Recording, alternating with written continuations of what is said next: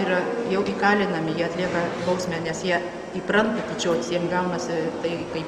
Todėl nuo pat mažumės, jeigu vaikas tyčiojasi, jisai yra faktiškai didesnė auka ir jam reikia padėti, o ne bausti.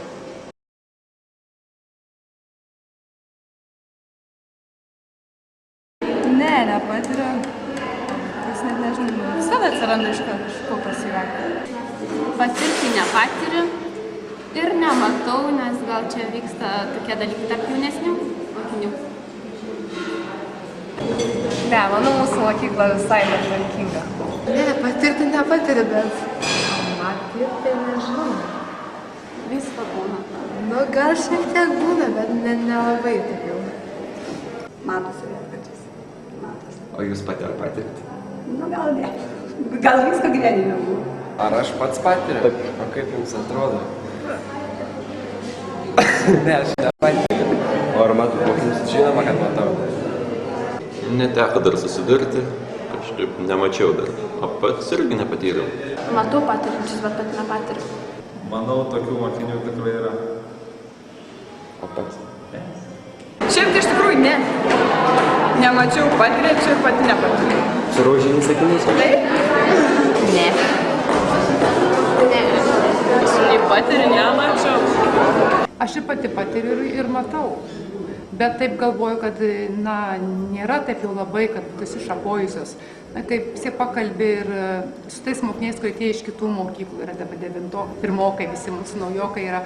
Kai pakalbė su mokytojais, kurie dirba pagrindinėse mokyklose, kai paklausai, kas Lietuvoje dedasi, na, aš, sakykime, skaitau dialogą, mokytojų laikraštį ten rašo, tai aš galvoju, kaip pas mus dar gerai yra.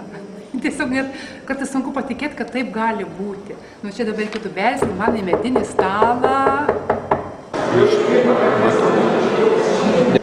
Nu, tokių, kaip mes ir sakėm, kad tokia būtų tendencija ryški, tokių pavienių atvejų visada yra, buvo, bus ir čia tikriausiai toks gyvenimas yra. Mes esu žinom, nes ateina ir mokiniai, ir tėvai, ir pasako auklėtiniai, bendramoksliai. Ir iš tikrųjų kažkaip keli metai mes apklausas daro psichologija, kad tokių pastovių patyčių nėra ir kad kažkoks pastovus žmogus iš kažko tyčiotųsi, bent jau irgi negirdėjau. Tai yra silpnųjų ginklas. Kada esu niekam tikęs, nelabai daug ko vertas, tai ieškau tokio būdo, kad kai kitam skauda, tada aš jaučiuosi didelis. Na, o mokytojų tarpe? Aš kaip ir sakiau, man atrodo, visur visko yra, kartais tas yra skaudus žodis, kažkoks netgi netaktiškas pasakymas, irgi gali paimti tarsi patyčią, jeigu aš iš tikrųjų darau sąžiningai, stengiausi ir staiga ateina kažkas, mane gali suvo, čia negeras tvarkaraštis, ten langų mokytojam yra ar ko, ir jeigu mokytojas suaugęs, galbūt būdamas nenuotaikoj, leidžia savo, tai aš tokį, galima sakyti, tada patyrė psichologinį smurtą.